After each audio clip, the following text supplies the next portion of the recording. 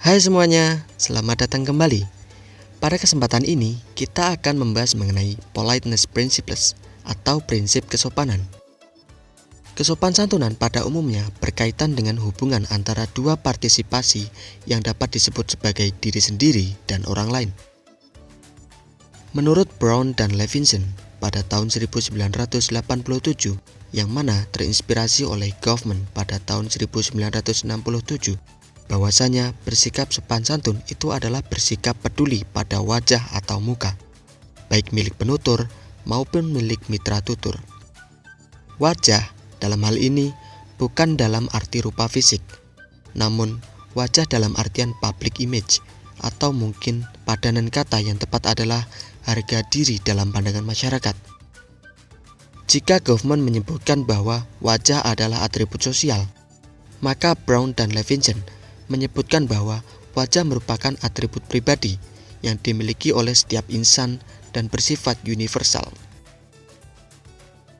Dalam teori ini, wajah kemudian dipilah menjadi dua jenis, yaitu wajah dengan keinginan positif atau positive face dan wajah dengan keinginan negatif atau negative face.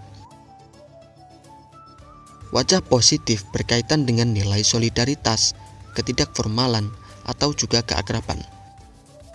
Sementara itu, wajah negatif bermuara pada keinginan seseorang untuk tetap mandiri, bebas dari gangguan pihak luar, dan adanya penghormatan pihak luar terhadap kemandiriannya itu.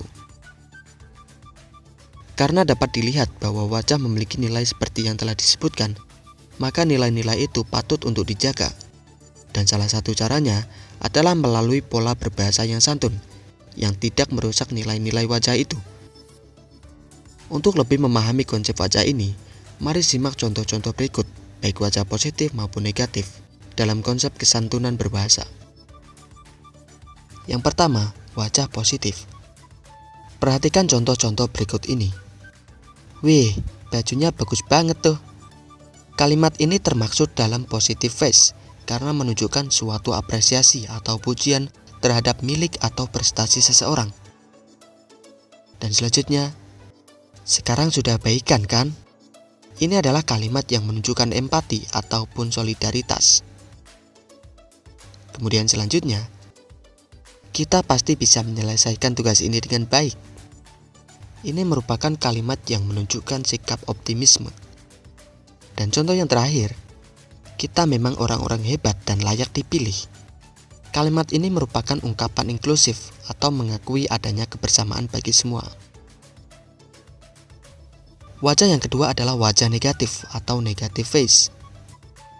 Berbeda halnya dengan wajah positif, yang mana penutur dan mitra tutur mengharapkan terjaganya nilai-nilai keakraban atau ketidakformalan, maka wajah negatif ini, di mana penutur dan mitra tutur mengharapkan adanya jarak sosial.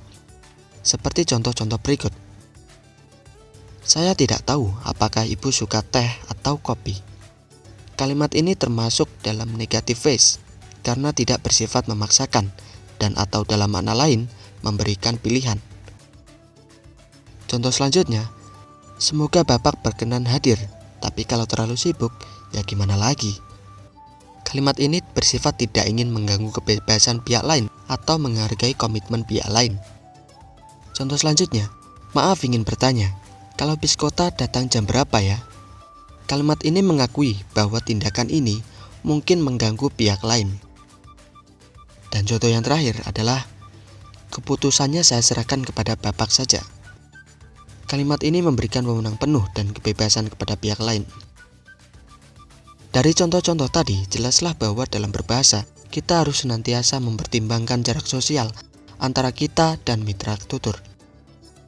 Kesantunan berbahasa bukan terletak pada diksi, melainkan terletak pada tingkat keakraban atau jarak sosial, termasuk usia, gender, strata sosial, dan strata akademik. Dalam prinsip kesopanan, ada juga elemen yang disebut dengan maksim. Maksim merupakan kaidah bahasaan di dalam interaksi lingual. Kaidah-kaidah yang mengatur tindakannya, penggunaan bahasanya, dan interpretasinya terhadap tindakan dan ucapan lawan tuturnya. Prinsip kesopanan memiliki beberapa tipe maksim, yaitu antara lain maxim of quality, maxim of quantity, maxim of relation, dan maxim of manner. Yang pertama, maxim of quality atau maxim kualitas. Maxim kualitas mewajibkan setiap peserta percakapan mengatakan sesuatu yang nyata dan sesuai dengan fakta sebenarnya. Kontribusi peserta percakapan hendaknya didasarkan kepada bukti-bukti yang memadai. Apabila patuh pada prinsip ini, jangan pernah mengatakan sesuatu yang diyakini bahwa itu kurang benar atau tidak benar. Berikut contohnya, baik yang sesuai maupun tidak sesuai. Contoh yang sesuai. Si A mengatakan, "Kamu tahu Eko kuliah di mana?" Dan si B menjawab, "Di ITB." Contoh yang tidak sesuai. Si A menyatakan, "Kamu tahu Eko kuliah di mana?" Dan si B menjawab, "Dia tidak kuliah di UGM seperti kita, tetapi di ITB." Yang kedua adalah maxim of quantity atau maxim kuantitas. Maxim kuantitas menghendaki setiap peserta pertuturan memberikan kontribusi yang secukupnya atau sebanyak yang dibutuhkan oleh lawan bicaranya, atau pembicara memberikan informasi yang cukup, relatif dan seinformatif mungkin. Contohnya, si A mengatakan, "Apakah kamu sudah mengerjakan tugas?" Si B menjawab, "Ya, sudah." Contoh yang tidak sesuai. Si A mengatakan, "Apakah kamu sudah mengerjakan tugas?" Si B menjawab, "Belum. Kemarin saya berlibur di rumah nenek di Yogyakarta. Sampai rumah sudah larut sehingga saya tidak sempat mengerjakan tugas." Selanjutnya adalah maxim of relation atau maxim relevansi. Maxim relevansi mengharuskan setiap peserta tutur dapat memberikan kontribusi yang relevan atau sesuai tentang sesuatu yang sedang dipertuturkan. Contoh yang sesuai. Si A mengatakan, "Di mana jaketku?" Si B menjawab, "Di kamarmu." Sedangkan contoh yang tidak sesuai. Si A mengatakan, "Di mana jaketku?" Si B menjawab, "Aku harus pergi kuliah." Dan yang terakhir adalah maxim of manner atau maxim pelaksanaan. Maxim ini mengharuskan setiap peserta percakapan berbicara secara langsung dan lugas serta tidak berlebih-lebihan. Contoh yang sesuai. Si A mengatakan, "Siapa temanmu yang dari Korea itu?" Si B menjawab, "Kim So-won."